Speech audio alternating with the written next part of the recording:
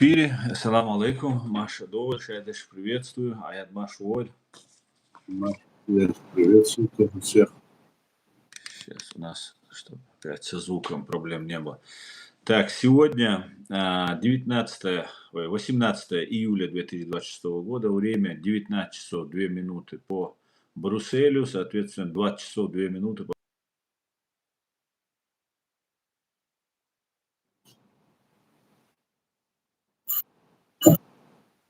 Минутку я сейчас встану, пока говорит. Республики Ичкерия. 242 сегодня стрим у нас. И снова, как обычно, Аят Идигов, сопредседатель Президиума правительства Чеченской Республики Ичкерия, бывший председатель парламента Чеченской Республики Ичкерия и сопредставитель единственного легитимного органа власти чеченского народа. И по вторникам, и по субботам мы, как вы знаете, проводим совместные стримы. Мы их проводим специально для того, чтобы вы могли в прямом эфире иметь коммуникацию, связь с нашим правительством, задавать любые вопросы, которые вы хотите задать в прямом эфире. Вот для этого делаются именно прямые эфиры, друзья.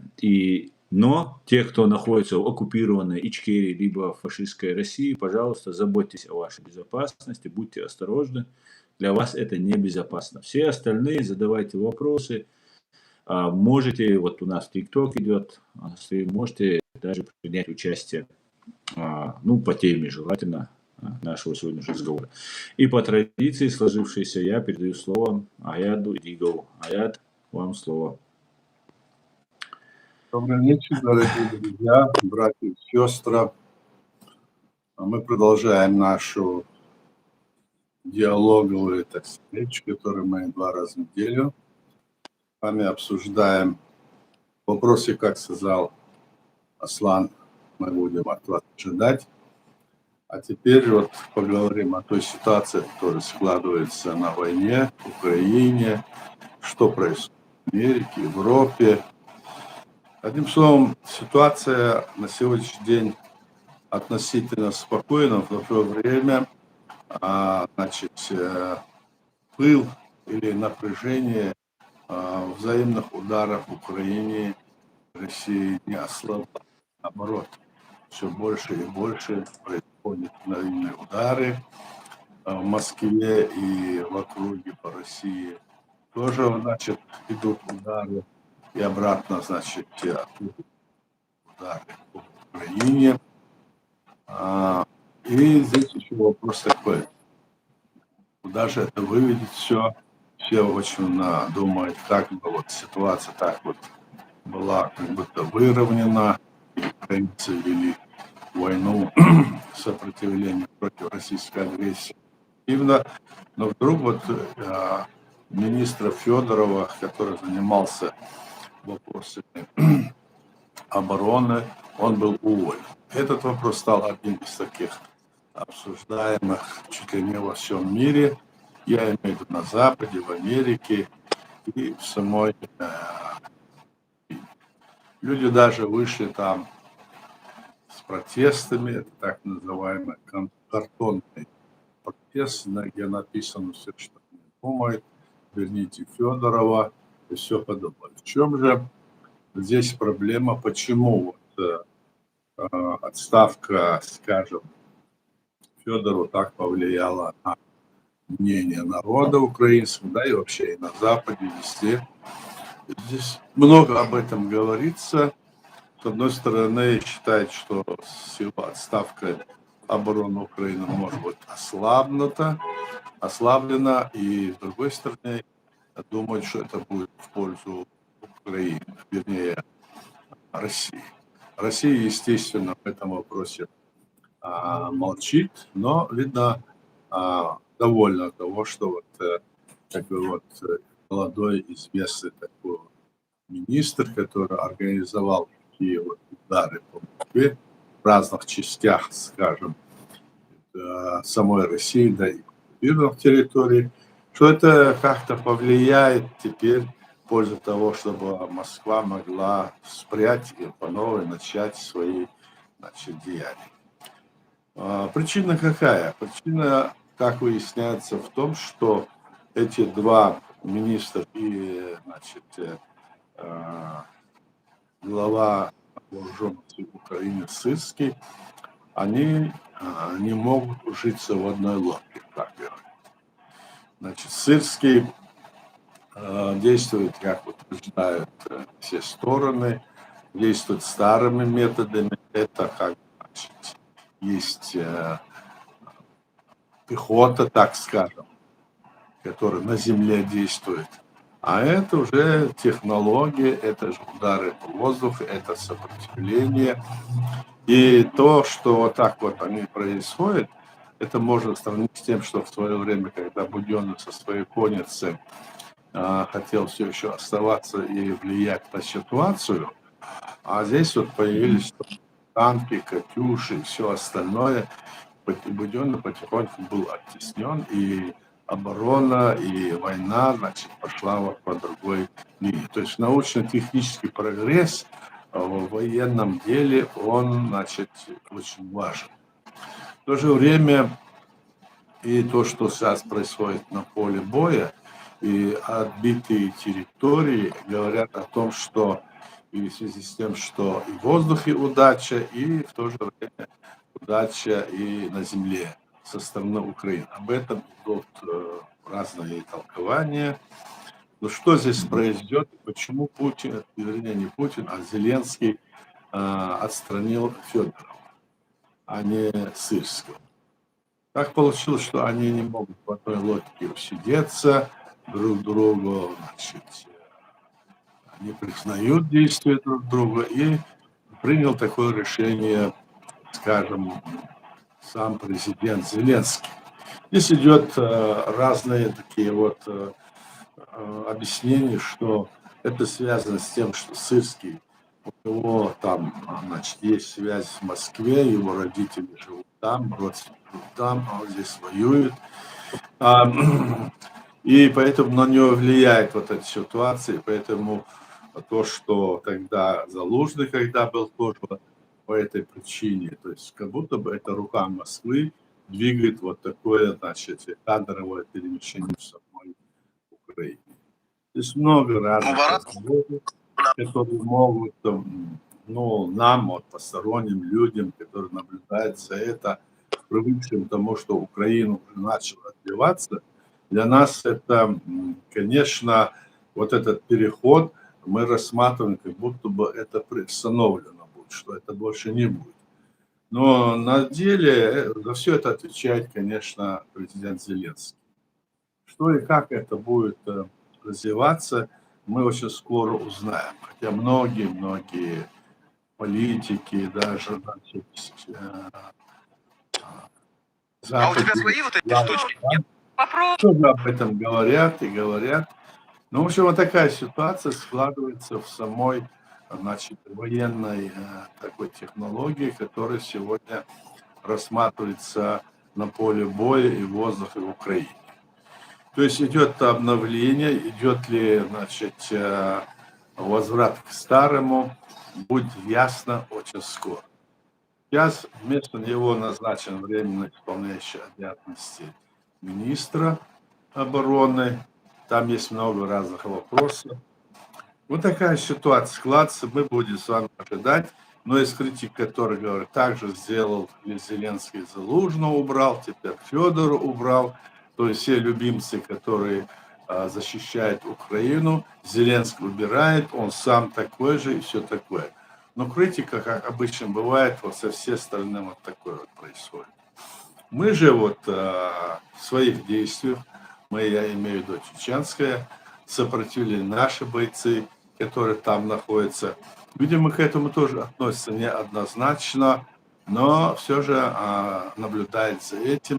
И для нас в целом само вот это вот движение, которое будет, скажем, в пользу России, оно, конечно, нас тревожит тоже, и мы об этом думаем, тоже говорим. Мы желаем Украине, конечно, победы и удачи, потому что победа Украины – это есть наша общая победа, не только чеченского народа, да и всех народов, скажем, постсоветского пространства. Дай Бог, как говорится, обратное, что Россия начнет двигаться, захват территории, все остальное, это тогда уже, скажем, это уже откат назад. В общем, вот такая ситуация здесь, Аслан, но по другим вопросам, которые у нас есть, то, что происходит, скажем, в нашем сопротивлении, что происходит в нашей, на нашей территории оккупированной. Если будут вопросы, давай по этому. Эти вопросы будут вопросы-ответ такой формы после нашу беседу. Аслан? Баркала, я Дересуэль. У меня здесь бои были и в ТикТок, и в YouTube. Постоянно званивали, отвлекали. Поэтому я отвлекался немножко. Вот сейчас наносятся удары по России. И сейчас нанесли удары по Wildberries, это такой хаб по продажам разных вещей. И украинцы говорят, что через них проводят там электротехнику разную для дронов, там все, поэтому они нанесли. Но раньше, когда украинцы наносили удары по России, Зеленский почему-то не брал на себя. Почему вот этот объект?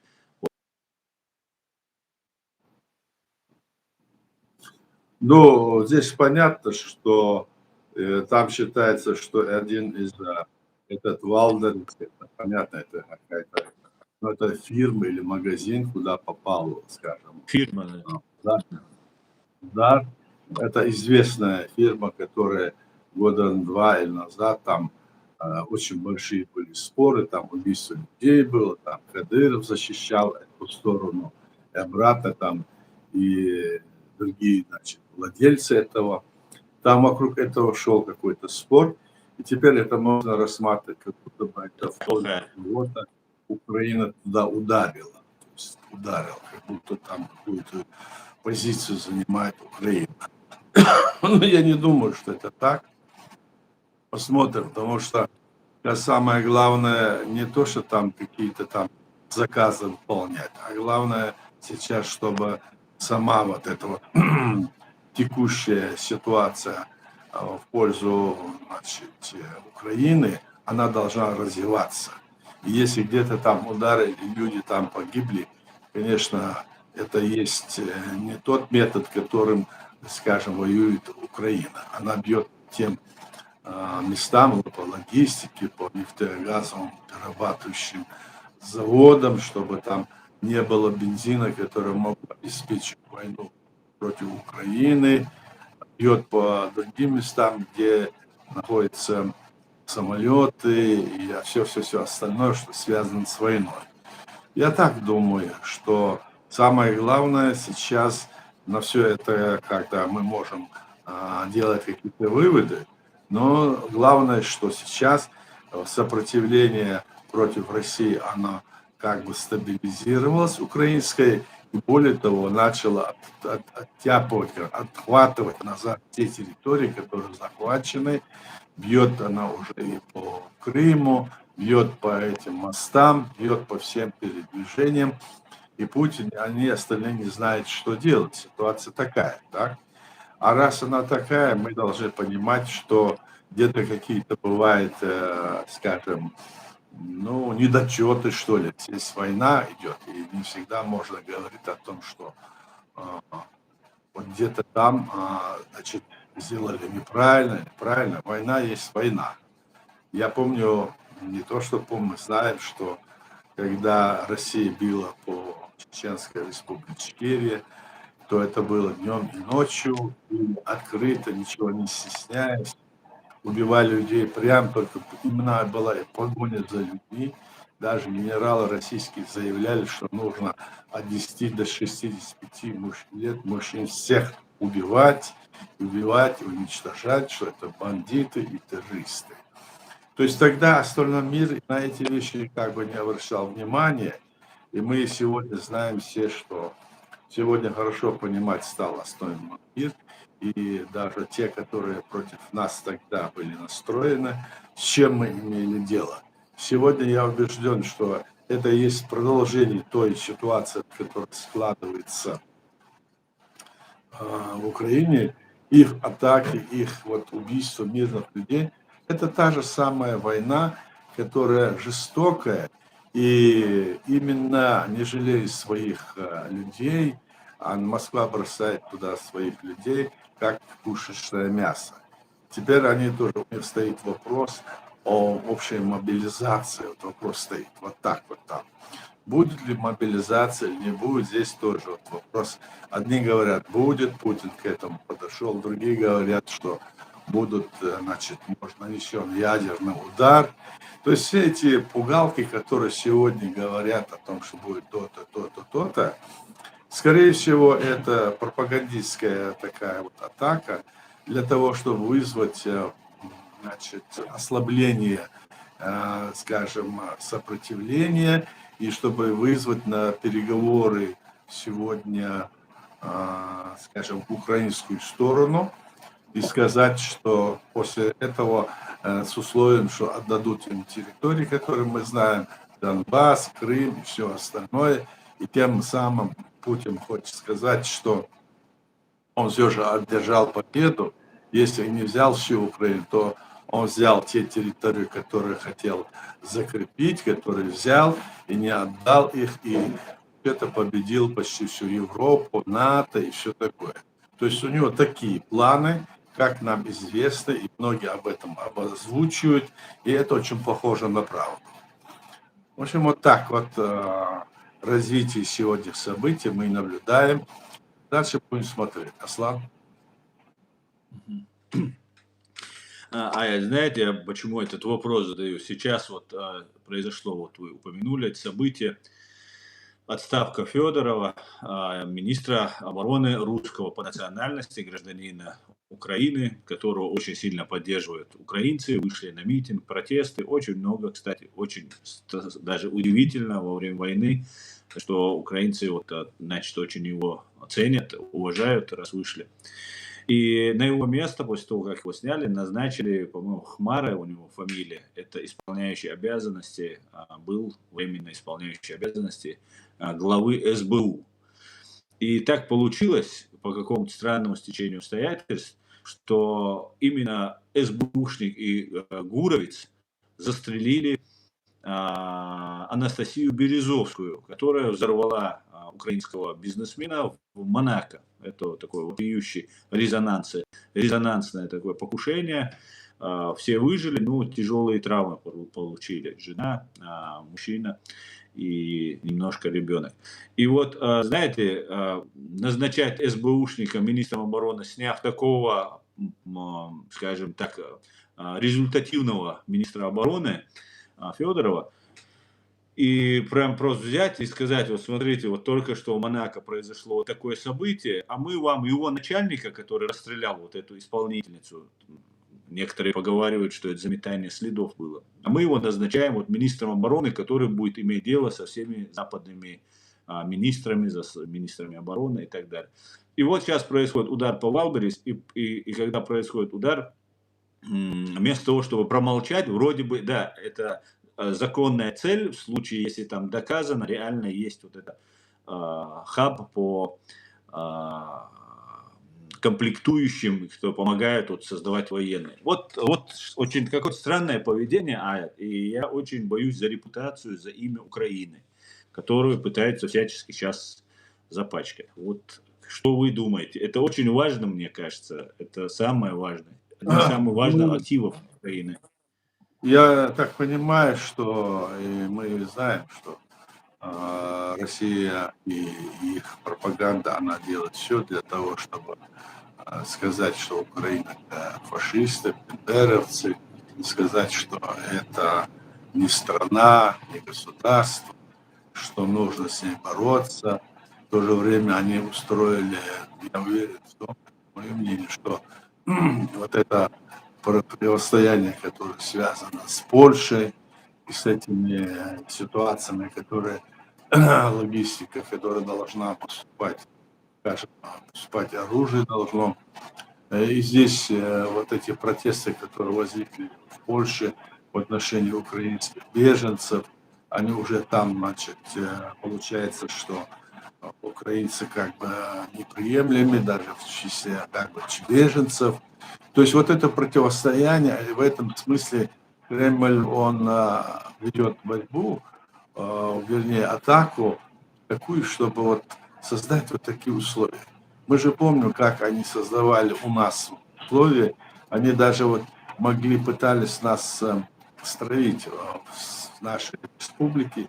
Значит, они пытались строить там, по, скажем, родовым вопросам, по тейповым вопросам, пытались строить горные чеченцы, плоскостные чеченцы, детские чеченцы. Что бы они ни делали, ничто им не удавалось. Единственное нашего народа удавалось им раздробить.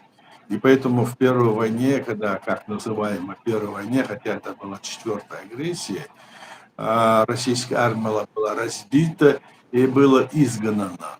Не знаю, там Хасиюрт соглашение и все остальное. Вот тогда вот это все вот происходило.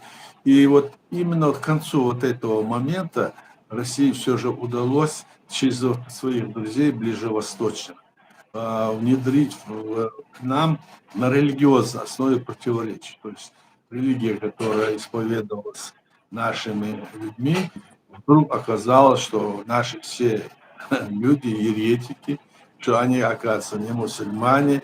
И это как раз могло внести противоречие по всему этому. И потом, в конечном итоге, они стали делать тех ученики, которые они брали к себе туда учиться, в арабские страны. Они их туда бесплатно возили, бесплатно учили, бесплатно обеспечивали, а потом отправляли к нам назад, а они уже воспитаны под этим духом, всем вот этим, то, что там противоречием, о том, что в религиозном плане стали рядом строить какие-то свои мечети, говорить, что остальные не мусульмане, даже в семьях проходили вот такие противоречия, столкновения. Вот на этот уровень они смогли внедриться у нас. И я уверен, что вот то, что сейчас происходит вот именно с тем, что ты говоришь, да, это связано именно, это хотя другой пример, но именно связано с тем, чтобы вот так разложить общество, даже дойдя до самой семьи, даже чтобы в семье были какие-то противоречия. Конечно, здесь Россия, вот я говорю, с Польшей, как они противоречия устроили. На самом высоком уровне президенты стали. Да? Этот вопрос нельзя было и поднимать. Сейчас пытается этот вопрос как-то, значит, уйти от этого, но все равно это все происходит.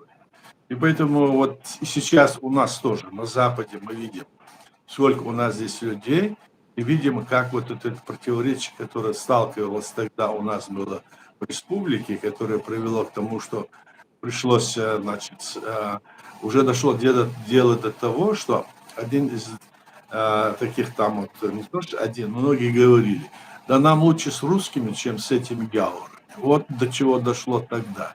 И, конечно, тогда русская армия, все, они спокойно, они на свою сторону перетянули тогда Кадырова, и вот это все началось, и мы знаем, как это было. Вот такое нельзя допускать. Вот эти вот такие дела, которые могут вот внедриться в подсознание людей, это очень опасно. И сейчас, понимая, имея этот опыт, мы должны, и украинцы, и все остальные, конечно, должны быть очень осторожны. В том смысле, чтобы не создать какое-то противоречие на уровне вот столкновений внутри народа, внутри семьи, внутри, скажем, общества. Я думаю, вот такое положение, оно, несомненно, над этим работает российская разведка. Она здесь и во всей Европе есть. Мы знаем, что и во Франции выяснили французы, что, оказывается, российская разведка здесь делала все для того, чтобы столкнуть мусульман, французских мусульман, которые здесь беженцы, с еврейскими, значит, религиозными столкновениями. И эти вопросы поднимали, вспомнить несколько лет назад, что при прежнем президенте собирались чуть ли на всей Европу все лидеры вот единым фронтом. Вот мы не допустим это, мы идем. А оказывается, это было все организовано получается, Кремлем. Понимаешь? И вот вопрос, главный вопрос уходил из поля зрения, а переходили на другую точку зрения, где вопрос вообще не стоял, и проблема не стояла. В принципе. Вот так вот, мне кажется, ситуация. И там, в Украине, и с этим, то, что мы говорим, вот в этом направлении надо быть очень осторожным. Слав? Баркалая, абсолютно верно. И вот этот эпизод с Украиной, с Польшей тоже был какой-то Да, очень странный. Зеленский резко стал таким суперпатриотом, националистом, которым он никогда не был. Вот смотрите, у нас здесь в Германии министр внутренних дел Александр Добриндет заявил, что повышен до высокого уровень от разведки уровень угрозы, террористической угрозы в Германии. Явно прослеживается планы терактов, заявил министр внутренних дел. И как бы подразумевается и правые, левые и даже там исламисты-одиночки, хотя они не ставятся во главу угла, но тоже они упоминаются, что с одной стороны неплохо. Вот как вы считаете, вот мы все знаем, что Россия планирует здесь в Европе теракты, совершает убийства заказные. Алло. Все, ты на связи уже. Слышишь меня, да? Слышно? Да, сейчас слышно, все отлично. Я И вот как вы считаете, угроза, вот то, что говорит министр внутренних дел, она реальна или просто они готовятся и пытаются как бы немножко подстраховаться?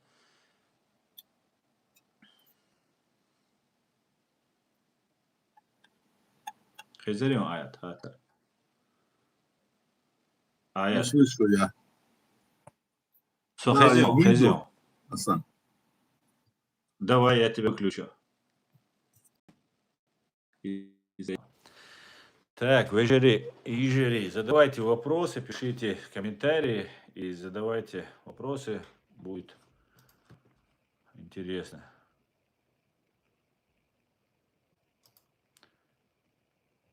Так.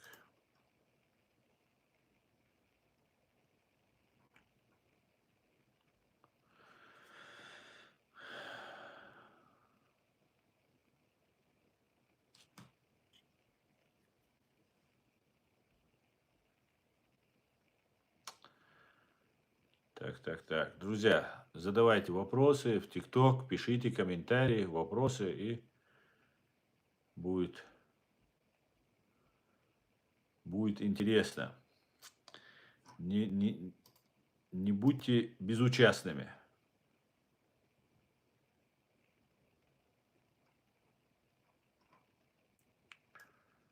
Не будьте безучастными. Кстати, как вы смотрите, друзья, на то, чтобы при президиуме сформировать нам молодежный какой-нибудь группу, молодежное какое-нибудь объединение? Как вы на это смотрите, друзья?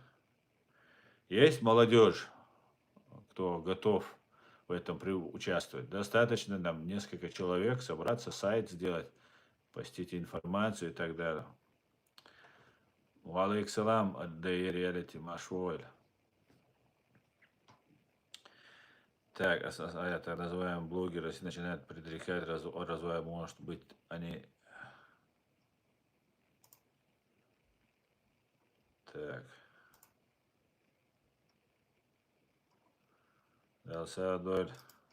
Перелез.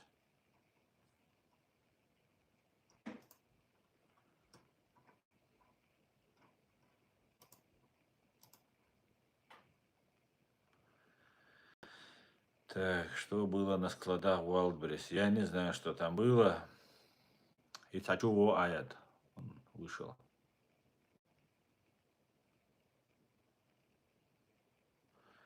О, вопросы пошли. Иш тажим шу активных эльчанар. Вайн виш душун масана. Сунам вопрос дал халдаться сам. Лурдуш. نوي مسر أربوع بيشل شنا نخويش عش بيش ويتعدوت طبي دات طبي نيسا دات طبي بق يا بقون دات юридически بقون а ويسجل يستول шварц. Конечно, может, дик болбеш, что цахатер, у вас вопросов не бывает, у вас все исчерпывающе, мы отвечаем на все, и поэтому вопросов нет у вас. Но все равно для того, что люди смотрят, мы на самом деле, чеченцы, нравится кому-то, не нравится, хотим мы этого или нет, мы являемся фактором международной политики. И И это в том числе, и даже в первую очередь, потому что мы являемся тем самым народом, который тысячи лет имеет историю и так далее. И даже если они это не признают, и даже если они не согласны с этим, да, или хотят, чтобы мы не знали нашей истории, или пользоваться нашей историей и нашими разными позициями, это не значит, что они этого не понимают. Очень даже понимают. История настолько она спрятана, настолько она переврали все, что это сделано неумышленно, нельзя допустить. Но это абсолютно стопроцентно, просто видно невооруженным глазом, что на протяжении тысяч лет, особенно последние, там, может быть, 1000 лет, может быть, 2000 лет, историю пытаются переписать, переделать, спрятать и как-то, чтобы правду мы все не знали. И поэтому нам нужно быть активными. За нами смотрят, наблюдают, понимают, что поступили с нами очень, скажем так, вопиюще, неблагородно, скажем, мягко. Да. И понимают, да, конечно, у каждого своя рубаха, каждому нужно свое, но по факту все прекрасно все понимают. Что над нами совершила фашистская Россия, и сейчас мы становимся свидетелями, что, оказывается, Россия творила это не одна. Понимаете? То есть Россия творила, убивала она одна. Но ее финансировали, ее поднимали, ее принимали в разные там высокие кабинеты и так далее, и так далее. Фактически легитимизировали геноцид, убийство. Это все видели. Это все видели. Поэтому есть полно людей, которые в этом не замешаны, которые сопереживают, и которым мы должны заявить, что мы есть. Просто, что мы есть. Что мы никуда не делись, никуда не покорились, не устали, не смирились. И это можно было бы подумать, что мы вот какой-то тут пару, два, три поколения каких-то там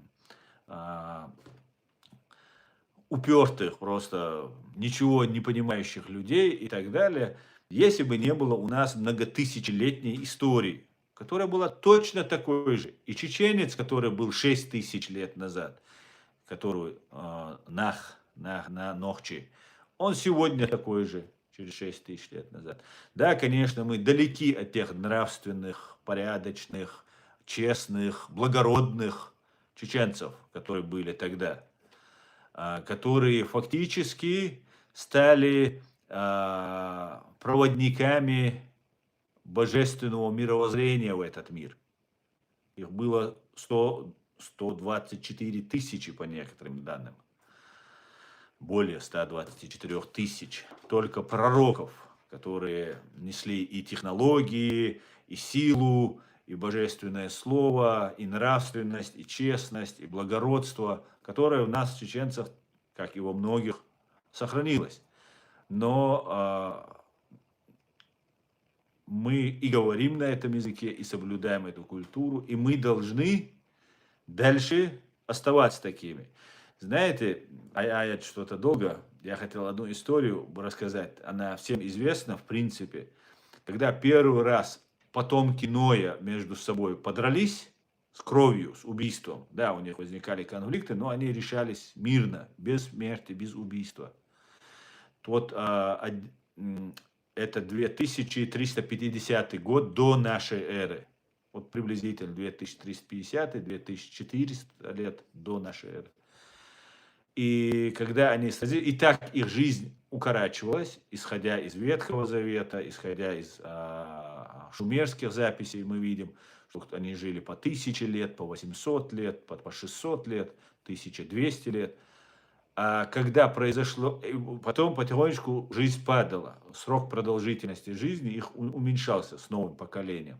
Вот, например, Гильгамеш, он правил 126 лет. 126 лет. Ну, может, всего прожил 126, может быть, всего прожил там 150 лет, но правил, как записано, 126 лет. И у него была гордыня. Он хотел быть великим, он хотел, чтобы о нем все знали, он хотел победить, но не ради себя, ради имени. Имеется в виду не ради личного обогащения, а ради имени. И для своего народа. То есть народ, который он проповедовал или возглавлял народ. И когда произошло, после Гильгамеша произошло столкновение потомков Ноя 4350 лет назад, и убили первые 3600 человек в бою. И после этого у них продолжительность жизни упала до обычной. И после этого у них был слуга у одного из отцов, вот этих патриархов, которые возглавляли один из городов в Шумере, по-моему, Урук, он возглавлял один из самых больших, главных городов Месопотамии. Баба звали этого правителя, и его слуга был Саргон, как известно, Саргон Великий. Тогда его звали не Саргон, его имя история не помнит, но после того Саргон переводится как царь настоящий. Так вот, этот Саргон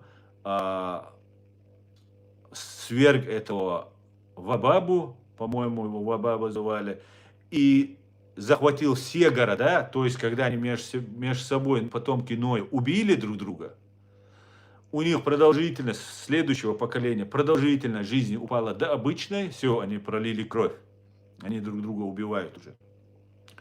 И после этого, буквально через несколько лет, Саргон, вот этот Саргон Великий, смог их всех захватить, и вот он создал настоящую империю. Это арабы, вот потомок Саргона считает ассирийцы своим человеком, считает, он относится к ассирийцам, к семитам, арабы, и вот сирийские арабы, халдеи, христиане, это все вот потомки Саргона, они его чтят, его, помнят его, о нем. Но вот этот ассириец был самозванцем, поэтому Саргон переводится царь настоящий, настоящий царь. Историки говорят, что только не настоящий называет себя настоящим, потому что все другие никогда себя так не называли настоящим. И фактически он сделал империю, первую империю в Месопотамии сделал вот этот Саргон.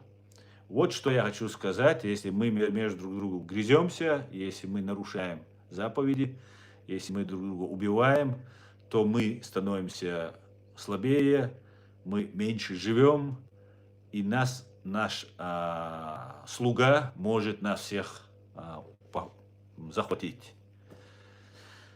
Это нужно запомнить, это история, очень важная история. Так, аят не заходит почему-то.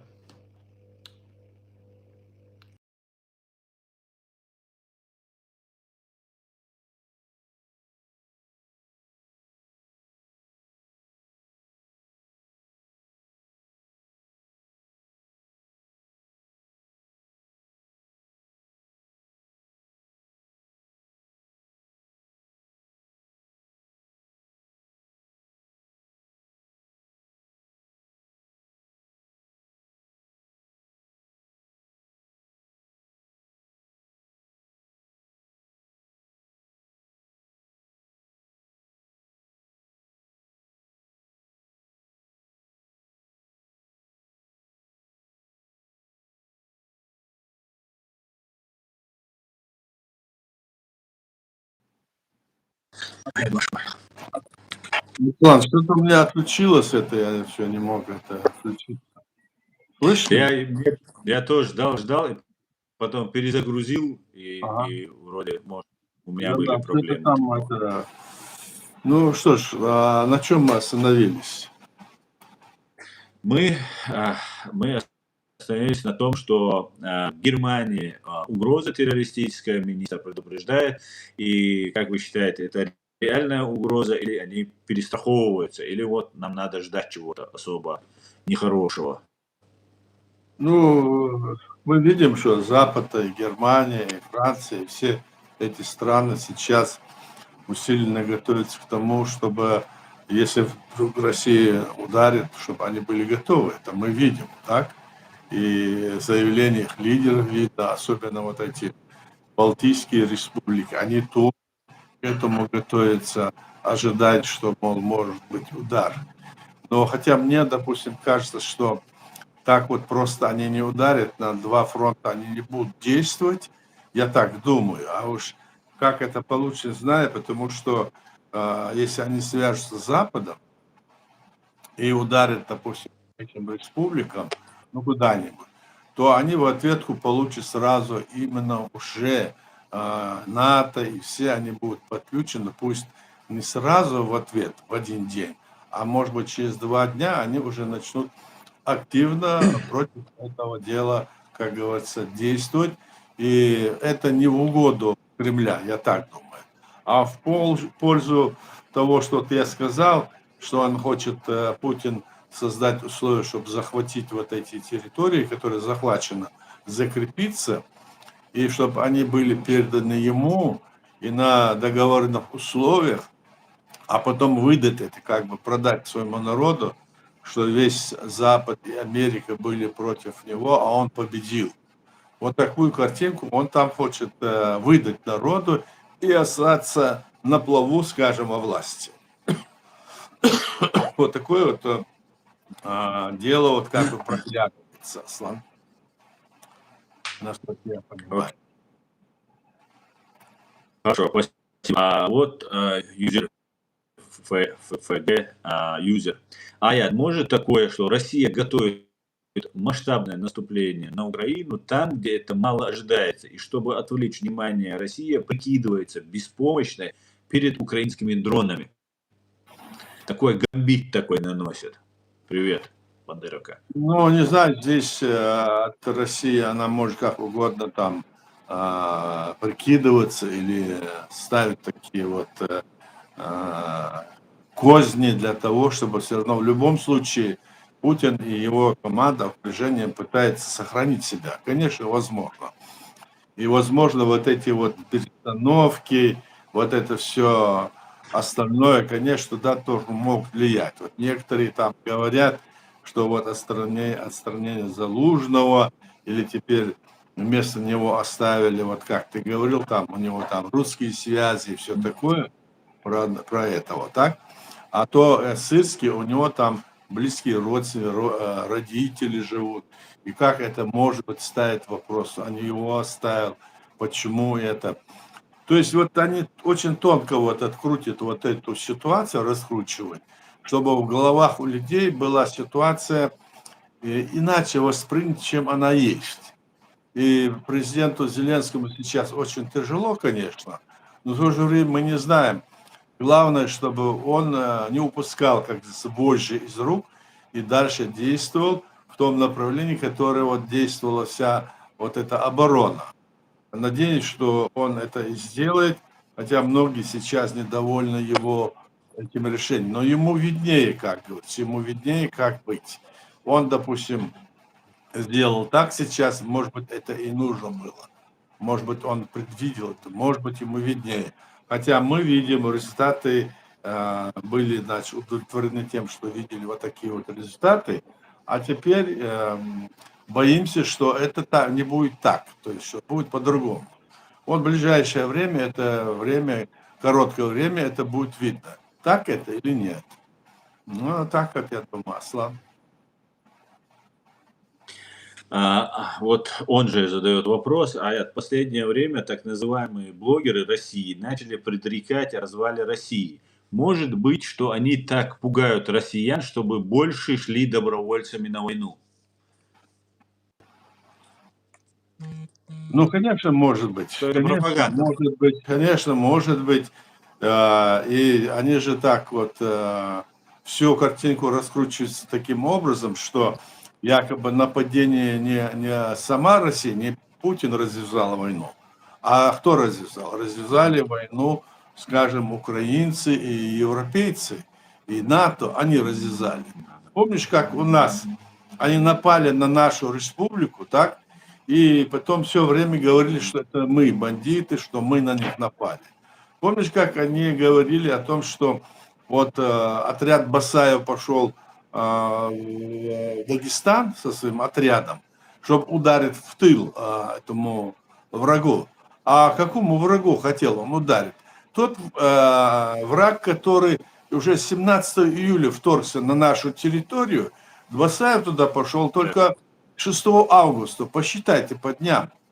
А везде и во всем мире они говорили, что чеченцы напали, что чеченцы бандиты, они на Россию напали, подняли там дагестанцев своих, некоторых там сторонников, как будто они защищаются. Картинку такую они строили. И в этом деле они вот такие дела они устраивают. И делали, и тогда это есть. Да, Асан? Баркал Аят, Зубайр задает вопрос. Вы допускаете, что Путин победит? Я не допускаю, что Путин победит. Почему я не допускаю? Потому что Путин связался почти со всем западным миром, с НАТО и со всеми, так? И сейчас это вопрос, ну скажем, такой открытый вопрос, потому что Путин из себя будет изображать, как и сейчас изображать себя, таким, скажем, паинькой, что он такой спокойный, тихий, защищает, что и на них напали. На самом деле это был превентивный удар. Так ставит вопрос Путин, и здесь сюда объясняет, и те, которые там в России, это видят. И поэтому они находятся под этим, скажем, ну, скажем так, под таким влиянием прессы и все такое. Ну и сейчас мы видим, что даже вот такое страшное дело, столько мяса, как говорится, пушечно направляют они.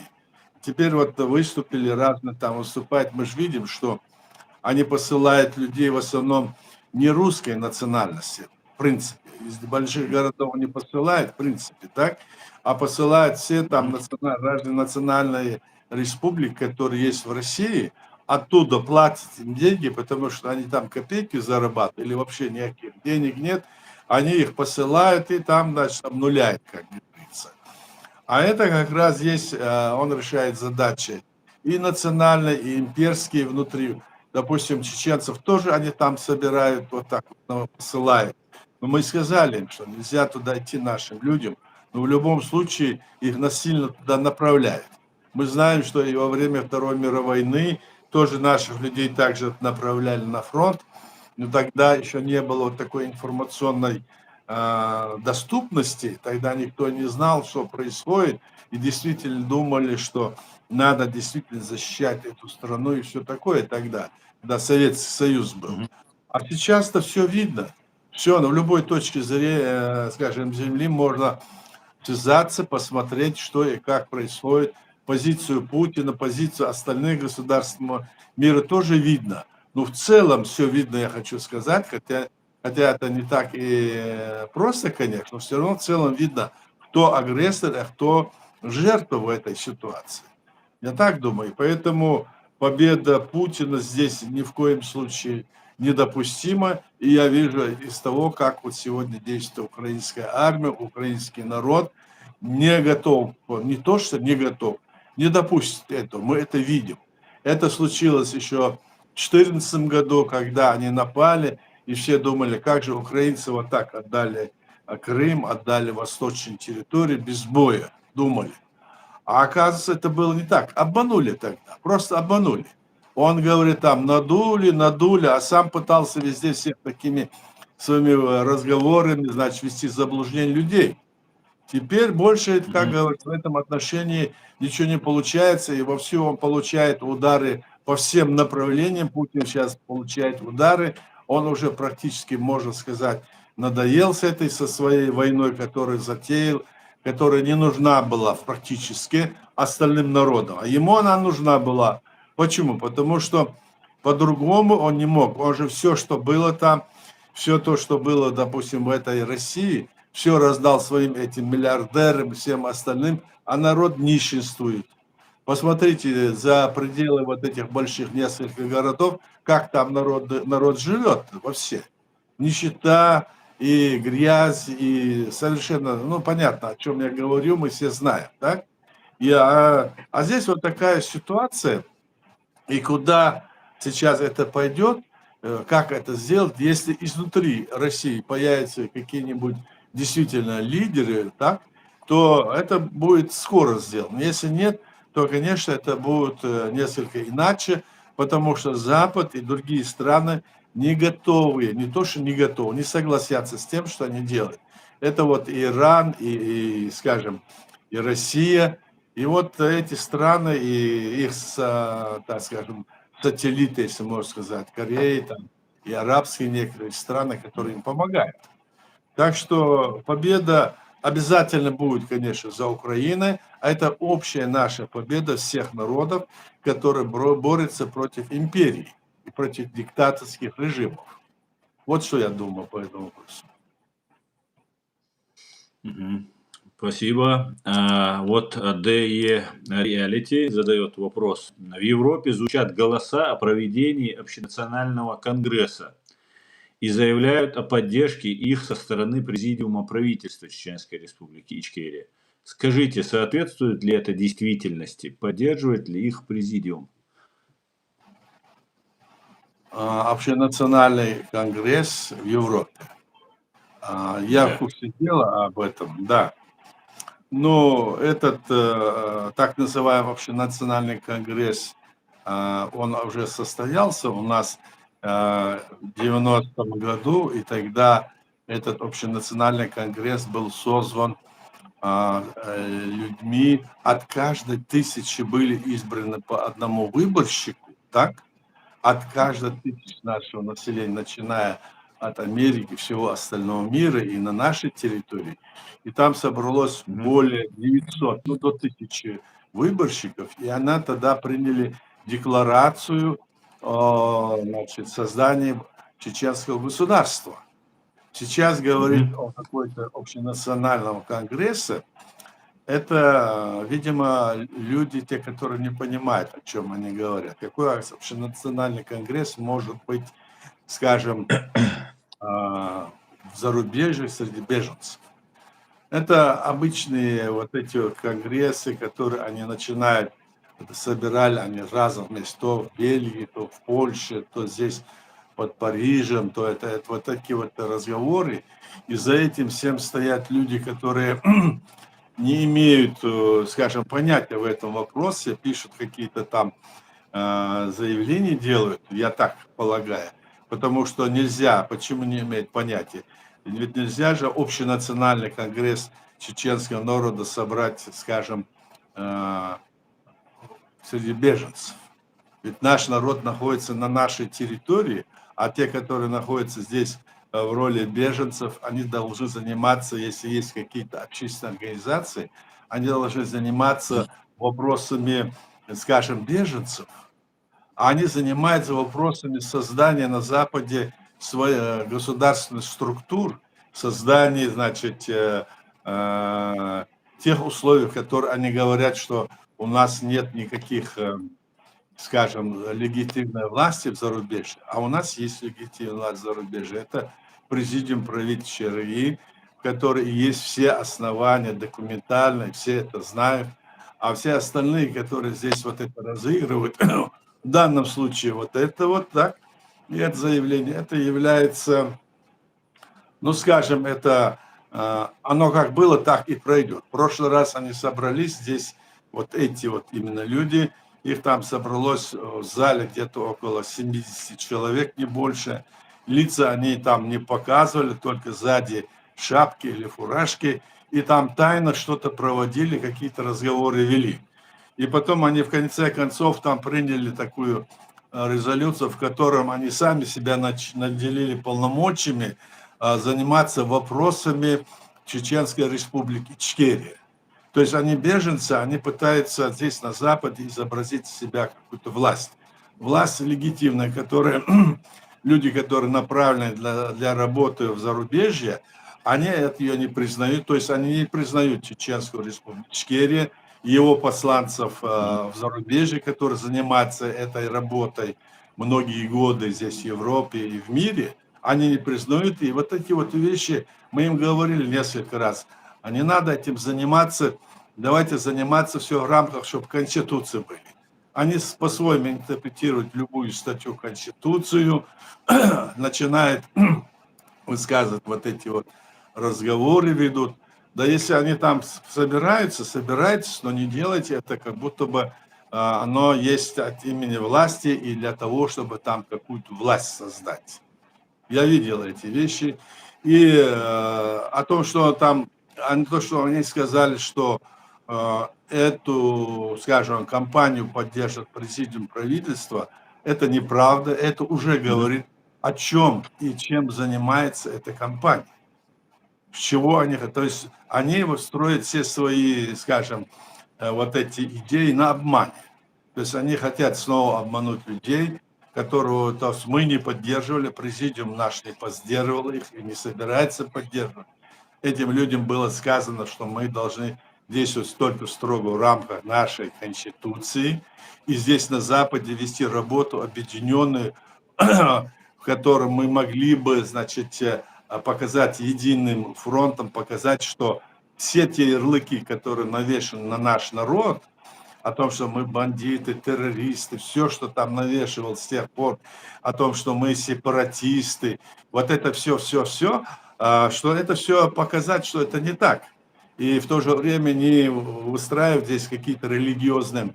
Эти люди, о которых сейчас вы говорите, они до последнего там 2 лет, раньше они все время занимались вопросами непризнания, скажем, легитимной власти Чеченской республики Ичкерия, в принципе, президиум правительства, которые есть люди, направленные сюда специально для работы на зарубежье, отрицанием этого и попыткой, значит, прийти туда, сказать, что нужно создать какое-то свое государство. Когда они говорят, нужно создать свое государство, мы должны понимать, что в этих словах заключены значит, мысли их о том, что они признают наше государство, и они создать. Нам создавать ничего не надо. Нам нужно деоккупировать, освободить свою территорию и восстановить там легитимную власть. Это как вот мы работали с украинскими нашими товарищами, тогда была признана наше признание, было конкретно сказано, что Чеченская республика незаконно оккупирована и осудила геноцид чеченского народа. То есть это не говорится, ими не говорилось. Теперь они на ходу переобуваются и говорят вот эти вещи, что мы теперь демократы. А кто может поверить тем, кто обманывает? Вот даже в этом случае, когда они говорят, что президиум их поддержит. Нет, мы не поддержим ни их, ни других. Те, которые говорят, что они власти, они не могут власти, потому что они имеют некую основу, скажем, на Западе. И эти люди, они были предупреждены много раз, прекращайте, давайте действовать в помощь деятельности нашего легитимного органа власти, пусть в усеченной форме. Если говорить о том, что здесь на Западе должны быть какие-то структуры власти, то это невозможно, потому что мы находимся в других странах. Наша задача, скажем, легитимной власти, это разъяснить остальному миру, что наша страна незаконно оккупирована, и признать, что необходимо ее деоккупировать. Мы много раз говорили о том, что вот эти все, скажем, Балтийские республики, к примеру, они были оккупированы, незаконно захвачены, независимым государством. И после того, когда вот эта ситуация в 90-м году случилась, именно потому, что они были незаконно оккупированы и считались таковыми, они были освобождены. Вот эту работу нам надо тоже проводить в нашей республике, так? И здесь мы эту работу ведем. Мы это понимаем прекрасно. Но наши вот эти вот люди, которые здесь очень хотят сесть на голову или на шею нашего народа, а наш народ не глупый, он не знает, кто есть кто, и поэтому мы говорим, прекращайте эти дела, вы собираться можете, все говорить, но говорит о том, что вы там о законности, незаконности, имеете ли право или нет, взгляните в Конституцию, посмотрите, на что имеет право общественные организации. И это должно быть, если вы говорите о каких-то других вещах, это должно быть связано с нашей легитимной властью. Отдельно отрыве от действующей легитимной власти Чеченской Республики в зарубежье, все действия по линии, значит, скажем, воссоздания или решения каких-то вопросов государственных, они идут вразрез нашей Конституции и вразрез той воли, которая была проявлена нашим народом на общенациональном съезде чеченского народа в Грозном с 23 по 25 ноября. И вообще я считаю, что вот эта линия, которую они говорят, общенациональный съезд и все такое, оно, по-моему, где-то здесь заложена мысль о том, что ослабить или не признать решение нашего народа, которое было тогда в 90-м году, значит, принято решение общенациональным съездом чеченского народа, и на этой основе потом было и создано наше государство. Вот до чего это может, как бы, значит, интерпретироваться, и поэтому мы, еще раз заявляем, мы не имеем никакого отношения к этой деятельности, мы их не признаем, потому что их действия вне Конституции Чеченской Республики Ичкерия, их действия часто, порой переходят всякие границы. Вот что я могу ответить на этот вопрос. Аслан? Баркалая, Дейресвуль за подробный развернутый ответ. И вот ФГ задает вопрос, эти блогеры, возвращаясь к тем российским блогерам, которые говорят, что хотят развалить Россию, это продолжение того вопроса, эти блогеры говорят, что Россия развалится на 5 государств, у которых с ядерным оружием, у которых будет ядерное оружие. И представьте, Кадырова с этим оружием. Они говорят это Западу. Как вы думаете? Они говорят, последнее я не услышал. Они говорят это Западу. На Запад они говорят. Западу, да? Но блогеры, они могут говорить что угодно. Это право говорить что угодно. А принимать решения, это вот как и у нас.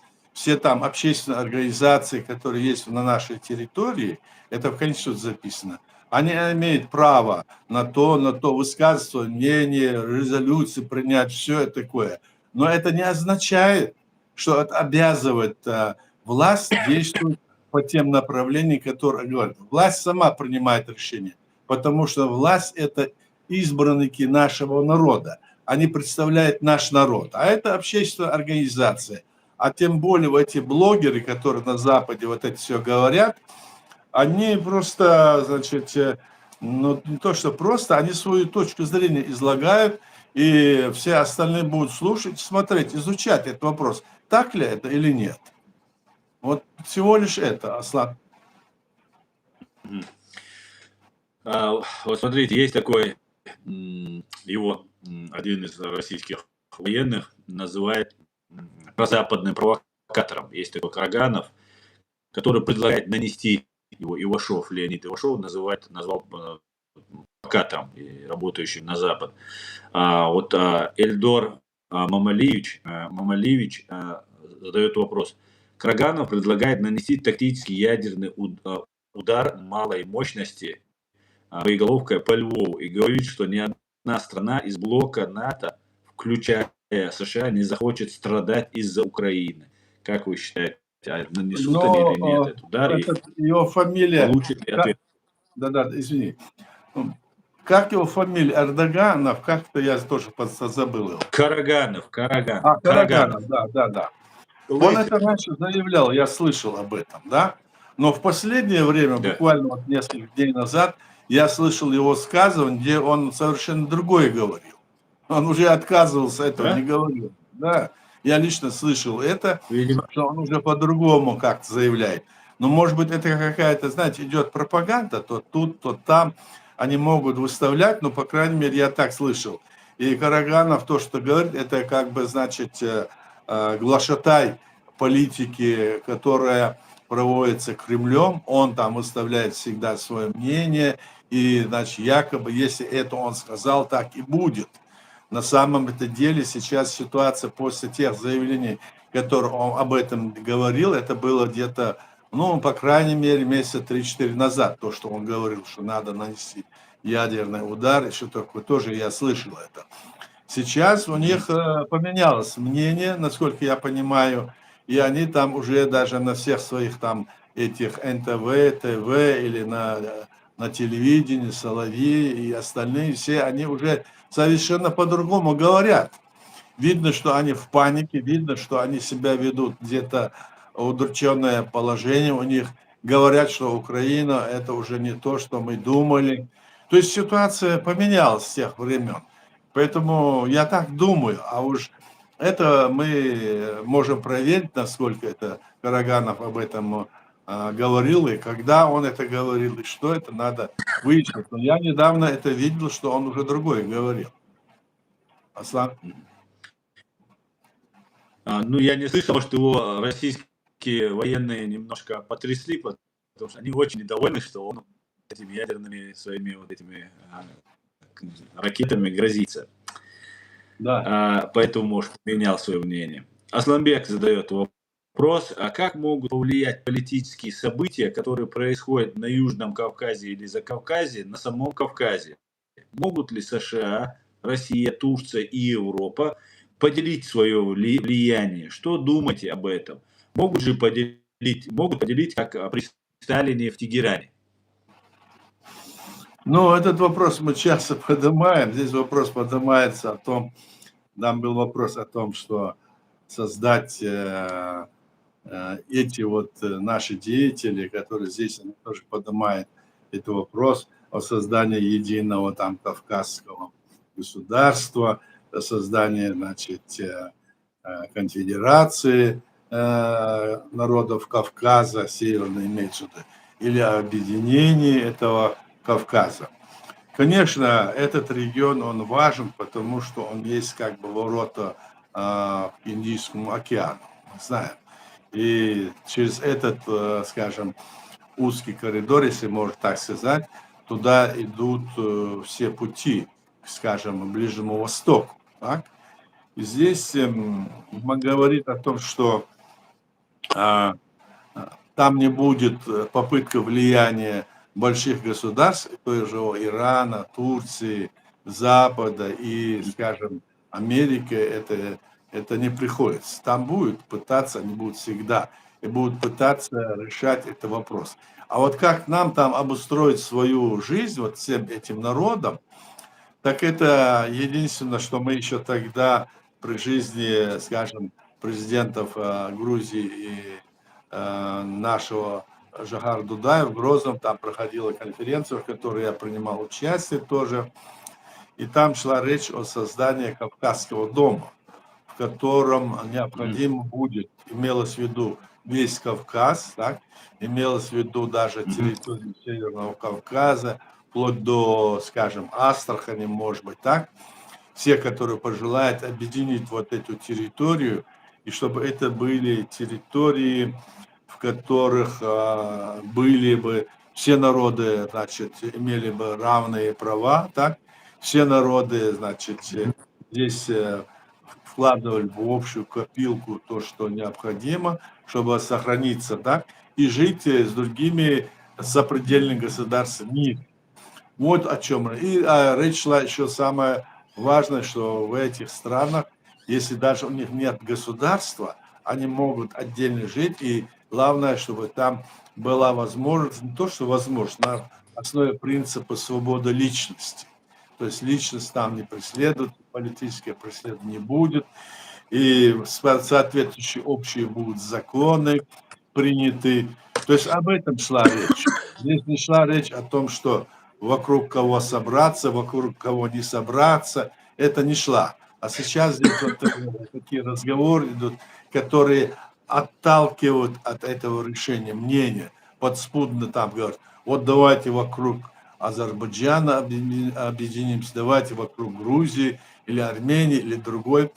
Этот подход, он не то что плох, он наоборот не сделает объединение не будет здесь, когда так. Другое дело говорит, что вот объединять, когда мы говорили вот о Кавказском доме, объединяться в такой форме, и что там люди любой национальности, независимо от их религии, все, они будут свободными людьми, но в то, что имеется в виду под свободой личности. То есть я думаю, что вот так вот должно это быть, и не иначе. Вот FG пишет, то есть эти блогеры, возвращаясь к блогерам, рупоры Кремля, они политические блогеры, они таким образом намекают, что Западу с Россией лучше. То есть не разваливать ее попадет. Вот Орешкин там есть, вроде вот эти либералы сидят, да, я тоже смотрел, вот, и тогда я еще ролик, давно, несколько месяцев назад, вот у Рамзана Кадырова ядерное оружие. Они до сих пор ПВО не дали, ни одного танка ему не дали. А тут ядерное оружие ему попадется. И вот эти все вот эти русские либералы, оппозиция так называемая, они как Борис Березовский, который тоже вроде бы такой весь прозападный, друг чеченцев и так далее, там на словах. А по факту он нас представлял исламистами, дикарями, угрозой для Запада, для мира и так далее. И вот эти все люди, которые от Ходорковского, Орешкины, Гудковы, там, Кутаевы, все вот эти люди сюда приехали, россияне, и говоря от имени оппозиции к Путину, к России, вот это режиму этому, они нас просто откровенно нагло топят. И Запад соглашается. Просто вот ФСБ это притон, где встречаются с бандой ФСБ. Невероятно просто. Мы же знаем, что все те, скажем, либерально-демократические представители российской оппозиции, которые здесь находятся на Западе, их позицию мы знаем. Мы видели, как они относятся к тому, что вот первая страна, на которую напала, была Чеченская республика. Они считают ее своей карманной территорией. Это говорили Ходорковский, это говорят все Яшины, Карамурзы и все остальные. У них это сидит. Да. Это говорил этот Кутаев, который кричал, что мы из России никуда не уйдем. Теперь, когда ему сбучку дали, он там начал другую песню петь. А вот эти все разговоры, они только остаются разговорами, а нам нужно видеть и знать, что является правилом, которое сегодня в мире есть. Это международное право. Хотя оно, конечно, желательно было бы, чтобы оно было более совершенно, и желательно было бы, чтобы его решения этого международного права доходили до каждой страны, можно сказать, до каждой личности. И здесь вот эти вот провокационные заявления этих людей, которые хотят прийти туда, скажем, в Россию и там возглавить, у них только соперничество с самим Путиным, другого соперничества нету. А система власти и все, это они те же имперцы, мы это же видим. Они это заявляют каждый раз, когда они говорили, вот Карамурза говорил, что, я там слышал, что он говорил, якобы, что вот русским трудно убивать украинцев, а поэтому они всех национальные республики вот туда загоняют, чтобы они убивали украинцев. Это же надо быть кощунственным, такой мерзким человеком, вот такие вещи говорить, а? А тот говорит, другой говорил, что мы возьмем автомат, это моя территория. Откуда она взялась у него, ее территория? Вот эти вещи, когда они говорят, они сами себя выказывают, это у них изнутри выскакивает. Это не то, чтобы они хотели сказать, а это то, что сидит у них внутри, как, например, наш одного товарища, он говорит, это внутри сидело и случайно выскочило. И тем самым они себя выдают. Вот такая ситуация. Поэтому я думаю, что сама Россия, она может трансформироваться. То есть, если те республики и народы, которые находятся, в том числе и Русская республика, и русские объединятся и создадут там конфедерацию народов, там, то есть империя сама должна исчезнуть.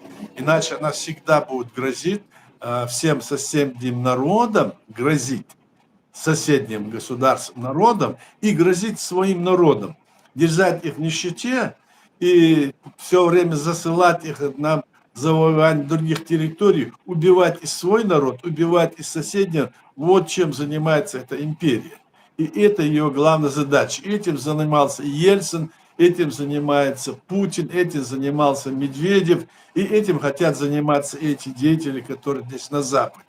И если это не так, они должны были четко и ясно сказать свою позицию, что она не такая. А мы видим, что она такая. Вот что по этому вопросу может сказать, с моей точки зрения. Слава. Так, благодарю. FG задает вопрос. Аят, мне интересно, если одна из стран Совбеза ООН перестанет существовать, мировой порядок поменяется? Ну, здесь вопрос не в стране Совбезов. 5 стран там, и есть еще сопутствующие там десятка-два стран, которые на определенный период. Но эти 5, это имеет право, значит, остановить любое решение там. Здесь вопрос в том, что сама система, она, значит, принята на основе, скажем, всеобщей декларации прав человека, она жизнится на свободе личности и международное право. Вот ее, она как бы да не совершенна до конца. Если она будет до конца совершенно доведена и будет уже контроль над этим, тогда это было бы здорово. Но как это сделать, вот в чем вопрос сейчас. Как это сделать? Потому что большие страны, которые имеют силу, они вот что делать мы видим сейчас, да? Мы видим после Второй мировой, какие войны, что происходит, какие процессы. И в то же время эти большие страны, они члены Совета Безопасности ООН тоже. То есть это нужно, чтобы они пришли к этому выводу и поняли, что происходит. Если вот мы говорим, это должно опираться на то, что оно изначально было, значит, заложено, вот всеобщая декларация прав человека и свободы личности, то тогда, конечно, это будет правильный путь развития. Иначе это, значит, снова ведет к каким-то противоречиям, которые чуть ли не доведут до атомной войны. Мы же видим сегодня, что происходит. А если говорить, что это изменим мы современное международное право, то изменить кто может? Изменить должны какая-то вот мировая война. Вот Первая мировая война была, Вторая мировая война. После этого все страны мира собираются и принимают, решают эти решения. А сейчас это как бы считается эпизодические такие, локальные войны считаются. Даже Украина тоже считается это как бы локальные войны. Будем, как говорится, смотреть, что будет. Но мы сейчас говорим о том, что свое мнение, например, я говорю, что это такое и как это должно быть. Барклай, вчера буквально смотрел одного историка, и он рассказывал про оппозиционера, российскую оппозицию, которые еще после революции выехали сюда, в Европу. И вот помните, такой был операция Трест, по-моему, это у них называлось, когда они с Европы заманивали людей. Так вот, вот этот американский, по-моему, это был американский историк, сказал, что вот этот Савенков, которого они заманили и который выпал якобы с окна, он был агентом этого ГПУ. Они его таким образом вывели, он фактически сказал. Для меня это было немножко открытие. Вот я просто вопрос Зубайра хочу вам прочитать. И вспомнил вот этот случай как раз. Чекисты переодевались в немецких солдат и терроризировали крестьян, чтобы их превратить в партизан. Закаев, Кутаев, плюс либералы, те же чекисты, под угрозой развала поднимают русских шовинистов. Вы с этим согласны?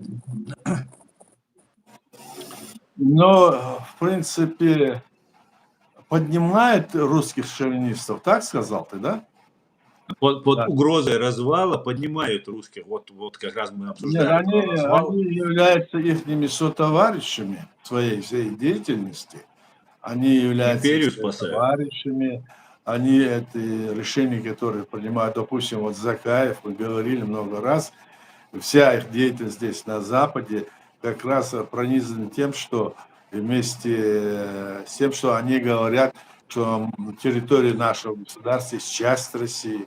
А будучи еще на родине, когда война шла, после вот первой, скажем так называемой войны, он заявлял, что нам не нужно признание нашего государства. Представляешь, вот открыто заявлял.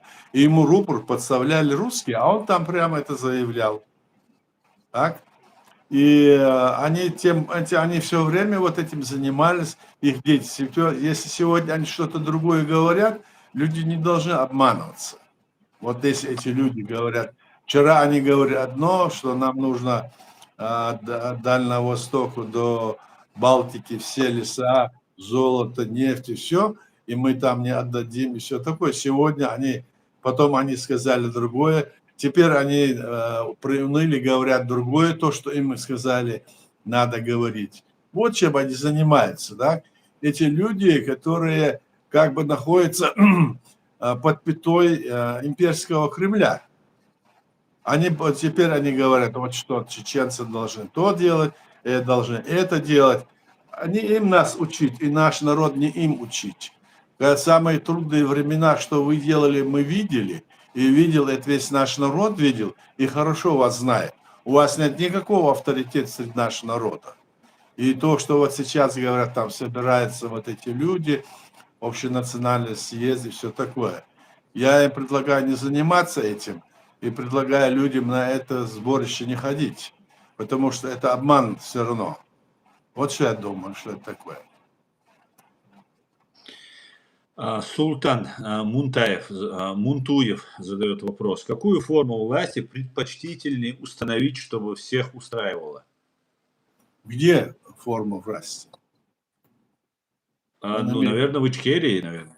Но у нас есть эта форма власти. В мире. У нас есть это, хорошо почитай Конституцию, в которой есть эта форма власти у нас.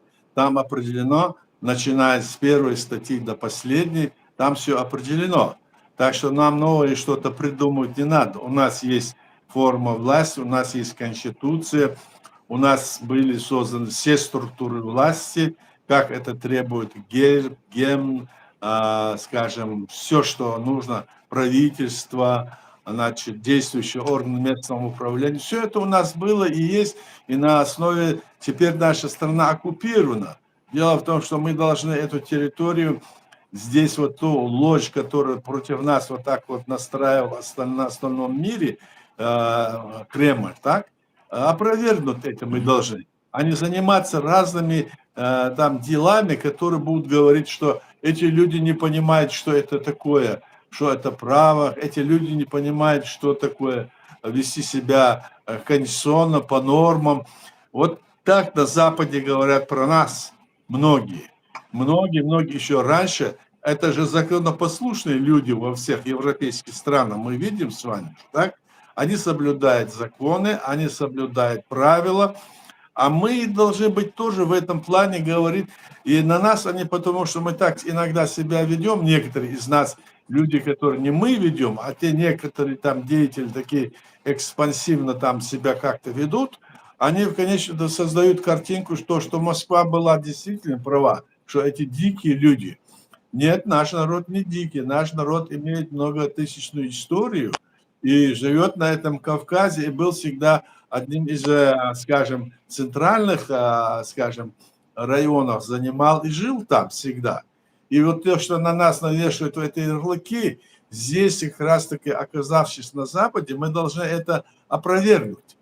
Я помню, мой отец рассказывал, это было, когда в Советском Союзе наш народ был выслан, они собирались там и говорили, вот я напомню это, и говорили, вот если бы Запад или германский президент, или американский, или кто-то знал бы, что Сталин выслал чеченцев, так? Они говорили. Если бы он знал, они бы не позволили ему это сделать. И потом мечтали, сидели там. Вот если бы был бы хоть один человек, которого мы могли бы послать туда к Сталину, или, ну, скажем, от Сталина отмежеваться, послать в Европу или в Америку, тогда бы нас вернули назад. У них были такие рассуждения, вот сидя там в этом, ну, скажем, в этом изгнании, у них было. А я что хочу сказать. Сегодня сколько нас здесь на Западе людей? 300-400 тысяч. И что они делают, эти люди? Чем они занимаются? Это что здесь приехали сюда и власть делить, что ли? Приехали. Или, значит, говорят, я там главный, тот главный. Никакие вы не главные, вы беженцы, которые приехали сюда и не занимаетесь тем, что вам не положено. Если вы хотите действительно переживать за нашу страну и республику, вы должны придерживаться строгой конституции. И на Западе есть линия, которая власть представительская, это президиум правительства Республики Ичкерия, и вместе поддерживаем, мы должны эти вопросы здесь решать. А вы не хотите, многие эти так называемые лидеры и блогеры ведут другую работу. У нас есть все, чем они занимались. Не то, что мы подглядывали, как они говорят, вот там, на них там клеветали. Никто на вас никогда не клеветал, и клеветать на вас не надо. Вы сами все выставляете, все ваши дела, и в этом интернете, и везде все. Все ваши решения, это все видно, как на ладони, как в зеркале. Здесь нужно только смотреть, и поэтому я говорю, что здесь надо быть очень осторожным. Наша задача здесь на Западе решать вопрос по, признанию нашего государства и о том, что она оккупирована незаконно, и что она создана в рамках современного международного права по всем правилам. Вот эту задачу мы должны здесь решать, и чтобы потом, когда создаться условия, чтобы мы могли, вот как и западные вот эти Балтийские республики, сказать в один момент, да, вот мы воссоздаем восстанавливаем свое государство на своей территории, и это правопреемность передать новой власти, которая будет создана на основе нашей Конституции. Вот это наша задача. И здесь, пока мы находимся на Западе, в этом плане мы должны эту работу проводить. И этим занимается как раз таки президиум правительства Республики Ичкерия. Аслан. Баркалая, мы уже почти 1,5 часа в эфире, Аят, и вопросов я больше не вижу. Предлагаю завершить нашу встречу сегодняшнюю. Давай завершим. Спасибо вам, Аят, спасибо всем, кто задавал вопросы, принимал участие, ставил лайки, донатил, все отлично. Всем спасибо большое. Аят, свой Спасибо. Всего хорошего, до свидания, возможно, до завтра. До свидания.